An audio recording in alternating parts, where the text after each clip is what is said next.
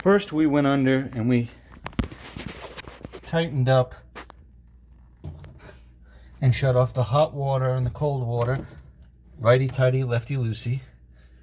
Then we used an adjustable wrench to take off the lower end and the upper end of these fittings. So they were up on there for the old one. So we took off the top nut and the bottom nut. Always remember lefty-loosey, righty-tighty. The biggest nightmare were these plastic pieces.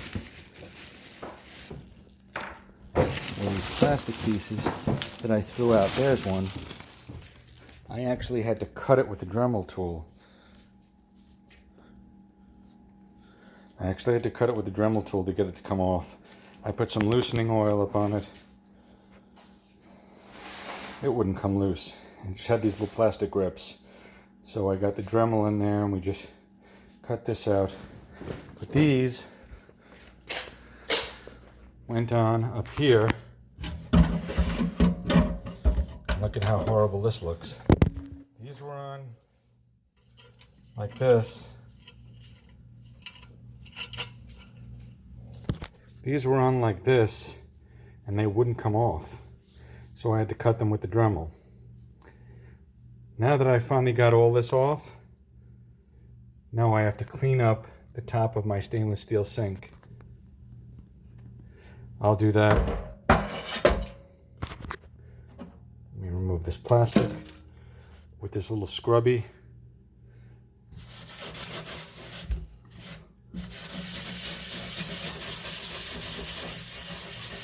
That's the nice thing about having stainless steel, is you can scrub the hell out of it. But it's an important part of the job.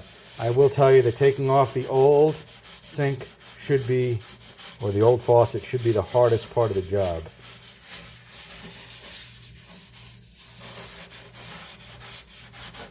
By the way, we're going to be installing an olefan sink faucet.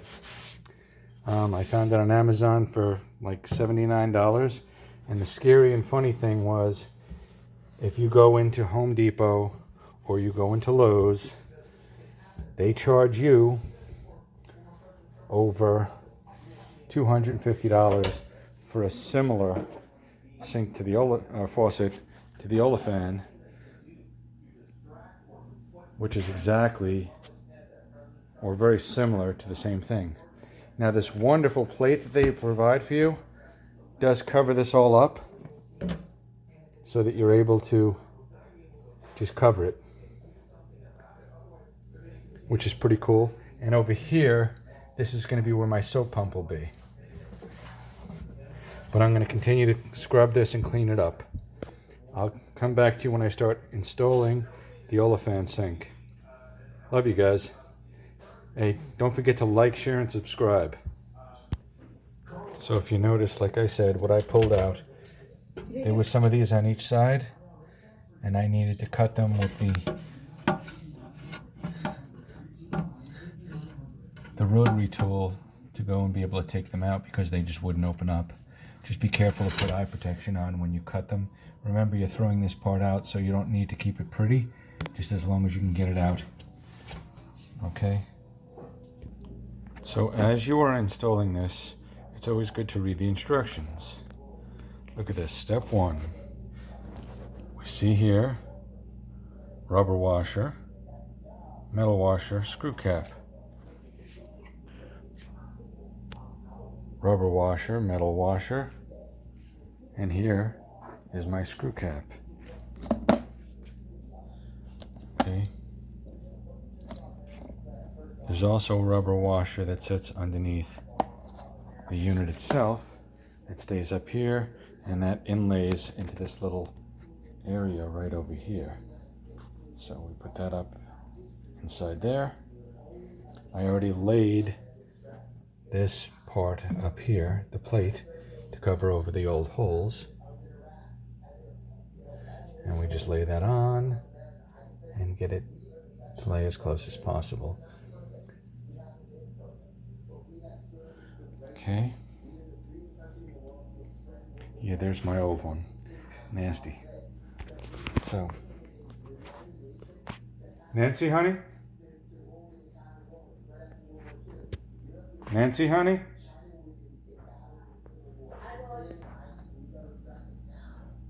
You got it? Yes. Okay. So, I told you that we already had the top washer, the rubber washer, and we're putting this into the plate and just laying it down. Okay. Now, this has the ability to rotate 360 degrees, which is pretty cool. And this is going to continue to fall until we put the weight on it. The weight was provided. That's over here. And we'll put this on that line once we get this locked in place. So first of all, I'm going to have to bring the rubber washer, the metal washer, and the screw plate to put it on the bottom. I'm lucky that you're going to need a second set of hands for somebody to hold the top while you're screwing in the bottom. So if you're lucky, you have somebody that loves you like me who's going to hold this while you go underneath and screw it in. Anyway,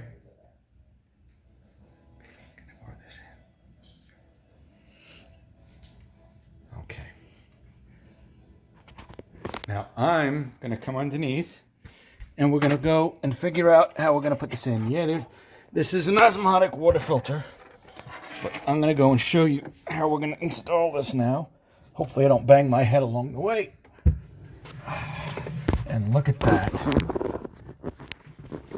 We've got this right here.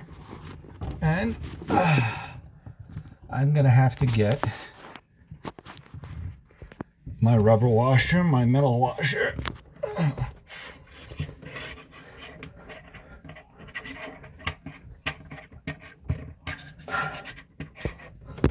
Of course, I can't pick it up.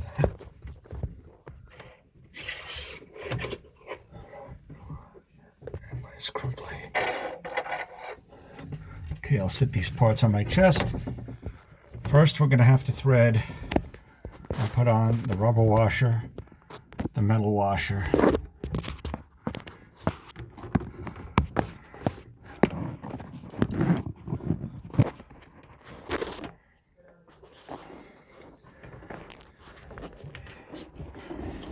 And we'll slide these up.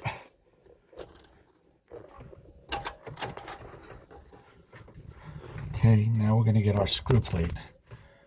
With the screws hanging down, because once you get everything in place and we get this screwed on, we use those screws to go and put pressure over this.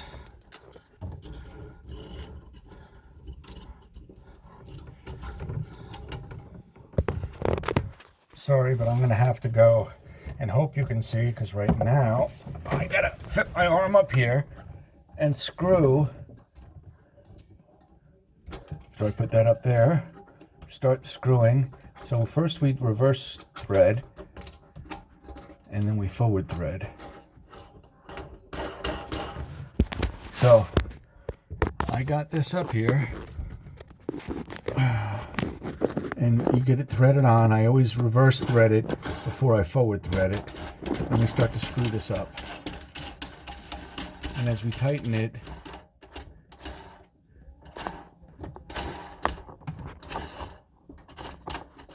things get better and better up top.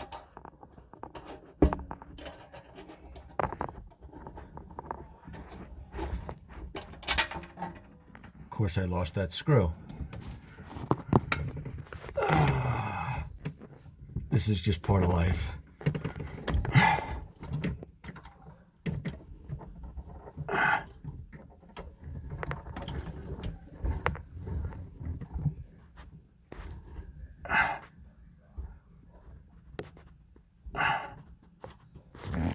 So you get it tight. Once you get that really tight, then you can take the screws and screw them in with a screwdriver and tighten them up. Of course, I'm under here right now trying to hold my phone with one hand while I'm screwing this with the other, and it's not as easy. So guys, I'm sorry, I'm going to put you on hold right now. while we're doing this. So now that we got the rubber washer, the metal washer, and the screw cap in, and then you screw the two screws tight so that washer can't move, or the screw cap can't move, then we move to the next section. Now that we have those down, the rubber washer underneath on the top part, and then metal washer screw cap. Now we take the hot and cold water line and we attach those.